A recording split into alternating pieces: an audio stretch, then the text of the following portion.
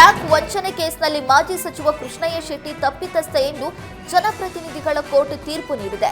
ಕೃಷ್ಣಯ್ಯ ಶೆಟ್ಟಿ ಜೊತೆಗೆ Reddy ATM, MTV, Srinivas ಹಾಗೂ ಮುನಿರಾಜುನನ್ನ ದೋಷಿ ಅಂತ ಕೋರ್ಟ್ ತೀರ್ಪು ಕೊಟ್ಟಿದೆ. ನಕಲಿ ದಾಖಲೆ ನೀಡಿ ಕೋಟ್ಯಾಂತರ ರೂಪಾಯಿ ಸಾಲ ಪಡೆದು ವಂಚಿಸಿದ್ದಾರೆ ಎಂದು ಕೋರ್ಟ್ ಹೇಳಿದೆ. ಬ್ಯಾಂಕ್ ವಂಚನೆ ಕೇಸ್ ಸಂಬಂಧ ಸಿಬಿಐ ತನಿಖೆ ನಡೆಸಿ ಚಾರ್ಜ್ ಶೀಟ್ ಸಲ್ಲಿಸಿತ್ತು. ಇನ್ನು ಶಿಕ್ಷೆ ಪ್ರಮಾಣ ಕುರಿತು ಇನ್ನಷ್ಟೇ ಆದೇಶ ಬರಬೇಕಿದೆ.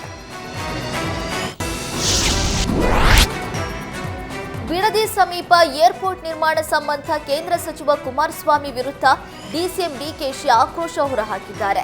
ಬೆಂಗಳೂರಿನಲ್ಲಿ ಮಾತನಾಡಿದ ಡಿಕೆಶಿ, ಮೇಕೆದಾಟು ವಿಚಾರವಾಗಿ ಪ್ರಧಾನಮಂತ್ರಿಗಳ ಸಹಿ ಹಾಕಿಸುತ್ತೇನೆ ಅಂತ ಎಚ್ಡಿಕೆ ಹೇಳಿದ್ರು. ಮೊದಲು ಮೇಕೆದಾಟಿಗೆ ಒಪ್ಪಿಗೆ ಪಡೆದುಕೊಂಡು ಬರಲಿ ಅಂತ ಎಚ್ಡಿಕೆಗೆ ಡಿಕೆಶಿ ಸವಾಲ್ ಹಾಕಿದ್ರು. ಕುಮಾರಸ್ವಾಮಿ ಅಧಿಕಾರದಲ್ಲಿ ಇದ್ದಾಗ ಏನೂ ಮಾಡಲಿಲ್ಲ, ಈಗ ನಮ್ಮ ಸರ್ಕಾರ ಏನೋ ಮಾಡೋದಕ್ಕೆ ಹೊರಟಾಗ ಮಾತಾಡ್ತಾರೆ ಎಂದ್ರು. ಏರ್ಪೋರ್ಟ್ ಬಿಡದಿಯಲ್ಲಿ ಆಗ್ಬೇಕಾ, ನೆಲಮಂಗಲದಲ್ಲಿ ಆಗ್ಬೇಕಾ ಅಂತ ನಾವು ತೀರ್ಮಾನ ಮಾಡೋದಕ್ಕೆ ಸಾಧ್ಯವಿಲ್ಲ. ನನ್ನ ಊರಲ್ಲಿ ಏರ್ಪೋರ್ಟ್ ಬರಬೇಕು ಎಂಬ ಆಸೆ ನನಗಿದೆ. ಆದ್ರೆ ಏರ್ಪೋರ್ಟ್ ನಿರ್ಮಾಣಕ್ಕೆ ಸಾಕಷ್ಟು ರೀತಿ ರಿವಾಜು ಇದೆ ಅಂತ ಡಿಕೆಶಿ ಹೇಳಿದರು. ಬಡ ಬಡಿದಾಟ ಹೊತ್ತಲ್ಲೇ ವಿಜಯೇಂದ್ರ ಪರ ಬಿಜೆಪಿ ಶಾಸಕ ಸುರೇಶ್ ಗೌಡ ಬ್ಯಾಟ್ ಬೀಸಿದ್ದಾರೆ.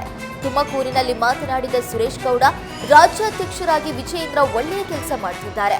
ಯಡಿಯೂರಪ್ಪ ಬಗ್ಗೆ ಮಾತನಾಡುವವರ ವಿರುದ್ಧ ಹೈಕಮಾಂಡ್ ಕ್ರಮ ತೆಗೆದುಕೊಳ್ಳದಿರುವಂತದ್ದು ನಮಗೆ ನೋವು ತಂದಿದೆ. ಬಂಡಾಯ ಹೇಳುವವರ ವಿರುದ್ಧ ಹೈಕಮಾಂಡ್ ಕೂಡಲೇ ಕ್ರಮ ಕೈಗೊಳ್ಳಬೇಕು ಅಂತ ಆಗ್ರಹಿಸಿದ್ರು. ಇದೇ ವೇಳೆ ಯತ್ನಾಳ್ ವಿರುದ್ಧವೂ ಕಿಡಿಕಾರಿದ ಸುರೇಶ್ ಗೌಡ, ಯತ್ನಾಳ್ಗೆ ವೈಯಕ್ತಿಕ ಸಮಸ್ಯೆ ಇದ್ರೆ 4 ಗೋಡೆ ಒಳಗೆ ಮಾತಾಡಬೇಕು.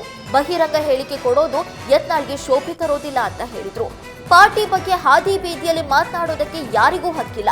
ಬಾಯಿ ಮುಚ್ಚಿಸುವ ಕೆಲಸವನ್ನ ಹೈಕಮಾಂಡ್ ಮಾಡಬೇಕು ಅಂತ ಸುರೇಶ್ ಗೌಡ ಒತ್ತಾಯ ಮಾಡಿದ್ರು.